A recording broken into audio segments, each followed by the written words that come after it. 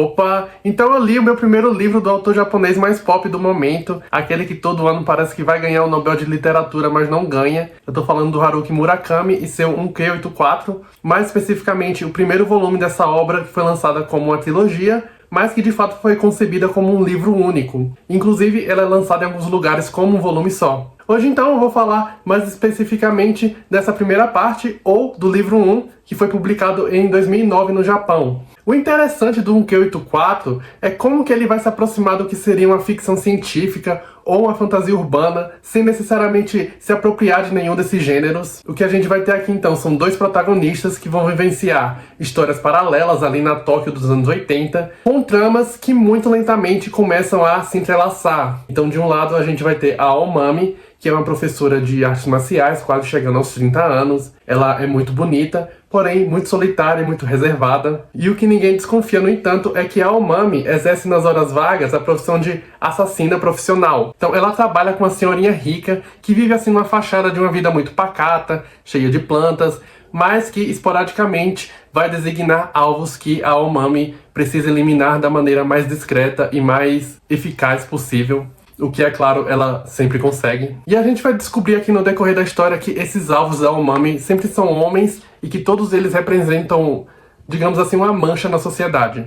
Então eles são homens machistas, agressores, ou então líderes corporativos abusivos, ou que prejudicam o meio ambiente. Paralelo a isso, a gente vai acompanhar também o Tengo, que está na mesma faixa etária da Aomami e que trabalha como professor de matemática, mas que também é um escritor nas horas vagas.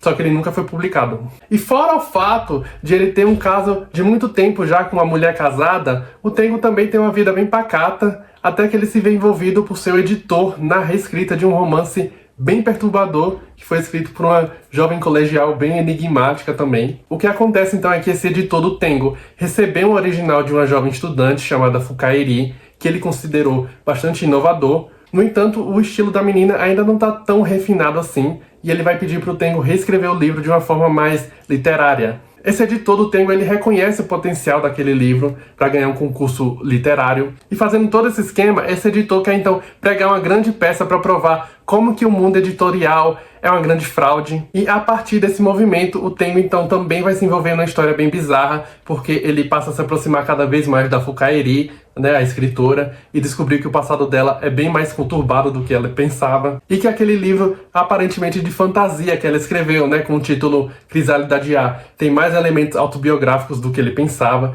principalmente no que ele vai ter de mais bizarro. O livro é narrado em capítulos alternados, sob pontos de vista da Aomami e do Tengo, e embora cada um vá vivenciando coisas muito diferentes, a história então vai começar a se aproximar justamente numa espécie de paradoxo. Então, ao mesmo tempo em que a trama da Aomami parece que empurra ela mais para o passado, a do Tengo vai projetá-lo para o futuro. E aí, de maneiras muito diferentes, eles vão se descobrir envolvidos em uma seita religiosa muito sombria, que tem um peso enorme em acontecimentos recentes aqui no Japão. Uma seita da qual a Fukaeri parece ter uma ligação essencial. E outro ponto de intersecção entre as histórias vai ser a descoberta da existência de uma espécie aqui que vai ser chamada de povo pequenino, que seria então pessoas que aparentemente podem mudar de tamanho, eles ficam minúsculos ou então podem assumir o tamanho de um adulto normal e literalmente podem se infiltrar no corpo de seres vivos com a finalidade que ainda não está muito clara, mas eles podem literalmente implodir alguém de dentro para fora. A gente vai descobrir também que a Aomami e o Tengo compartilham um passado em comum, eles já se conheceram há muitos anos, e uma das coisas que vai mover a história vai ser justamente essa pergunta de o que vai acontecer quando eles se reencontrarem. Porque tá tudo encaminhando para que isso aconteça aqui. E aí também que eu entro mais especificamente no título do livro, afinal, o que é 1Q84? A referência direta é ao clássico 1984 de George Orwell, e de fato a história se passa nesse mesmo ano, só que em Tóquio. Esse 1Q84 seria então um universo paralelo no qual a Aomami vai perceber que está vivendo. Ela então sendo uma pessoa extremamente observadora e sistemática, que são características exigidas na profissão dela, ela vai começar a notar pequenos detalhes cotidianos que não fazem muito sentido e que parecem se desencontrar com o mundo que ela conhece tão a fundo, até chegar realmente a essa conclusão de que ela está experienciando o que seria uma realidade alternativa, a qual ela vai dar o nome de 1Q84. E mais adiante aqui no romance, o Tengo também vai reconhecer que está nessa mesma realidade. Então, esse termo 1Q84, ele vai surgir de um jogo linguístico entre o ano de 1984 e a letra Q, que em inglês vai se pronunciar então de forma muito semelhante ao número 9 em japonês, né? Que seria o Kyo. Mais importante ainda, o que também vai simbolizar o question mark, né? Um ponto de interrogação em inglês, que vai representar justamente todas as dúvidas, todos os mistérios que vão cercar o motivo e também o funcionamento daquela realidade muito peculiar. Quer goste, quer não, a verdade é que me encontro no ano de 1Q84. O ano de 1984, tal como eu conhecia, já não existe. Estamos em 1Q84. A atmosfera mudou, mudou a paisagem. Tenho de me adaptar quanto antes a este mundo com um ponto de interrogação. Só do que eu já falei sobre essa história, dá pra perceber que ela se utiliza de vários gêneros, mas 1Q84, ele é um livro que se vale muito mais da atmosfera, muito mais do que um plot em si. Ele é construído então de forma muito parcimoniosa, a gente vai acompanhar o dia a dia daqueles dois personagens e adentrar nos pormenores do passado de cada um, que vão trazer, claro, diversos traumas e questões mal resolvidas. A gente vai ter muitas referências eruditas aqui trazidas pelo Murakami, desde música clássica até livros de filosofia. É muito interessante o peso que o Murakami traz, principalmente para a questão sexual, porque a Umami ela tem um fetiche ali que vai aparecer diversas vezes aqui na história, em homens de meia idade, meio calvos, e tem várias cenas também de sexo casual. E o Tengo também tem uma questão meio complexo de Édipo aqui, de uma lembrança de infância, de quando ele pegou a mãe transando com outro cara. E ele vai ter uma reação quase epilética toda vez que aquela cena assoma a consciência dele. Ele literalmente parece que tá tendo um troço. E praticamente aqui no final desse volume vai ficar um pouco mais evidente essa questão do Édipo.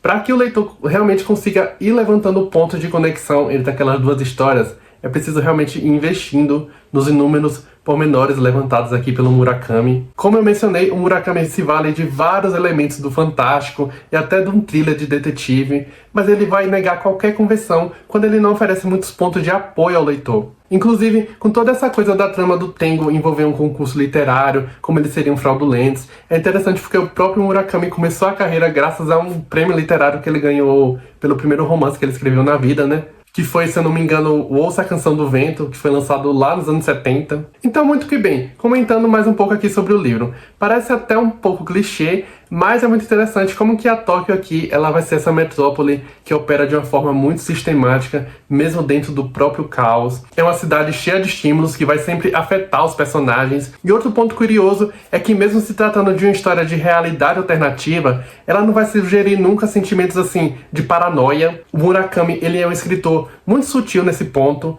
A gente tem dois personagens que, mesmo se percebendo aquém naquele universo, ainda assim eles conseguem se integrar de uma forma muito eficaz nele. A finalidade da narrativa, em linhas gerais, é desenvolver um problema colocando-o sob outro parâmetro. Conforme a maneira de se expressar e o sentido dessa colocação, a própria história é que vai sugerir algumas respostas possíveis. Era com essas sugestões em mãos que Tengo voltava para o mundo real.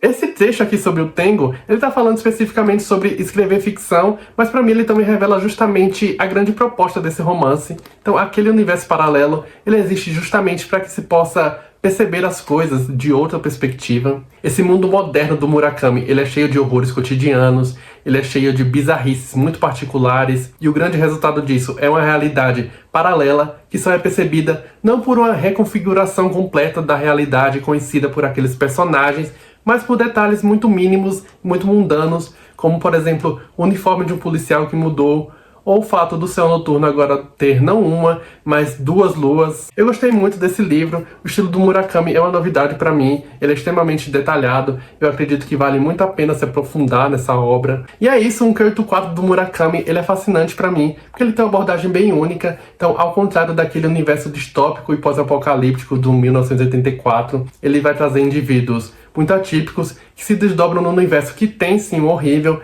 mas que já está incorporado como algo normalizado. Então você vai ter aqui o fundamentalismo, a violência contra a mulher. É quase como se vivêssemos naquela realidade claustrofóbica do George Orwell, mas os seus horrores aqui são muito mais sutis, ainda que igualmente presentes. E esse foi o vídeo. Se você gostou, se inscreve aqui no canal, deixa o seu like, deixa o seu comentário. Vou trazer também os demais volumes dessa série. E é isso, muito obrigado por assistir, até a próxima e abraço. Estou me programando para ler os outros 2 volumes que eu já tenho aqui, que deve acontecer em breve, e a expectativa tá alta.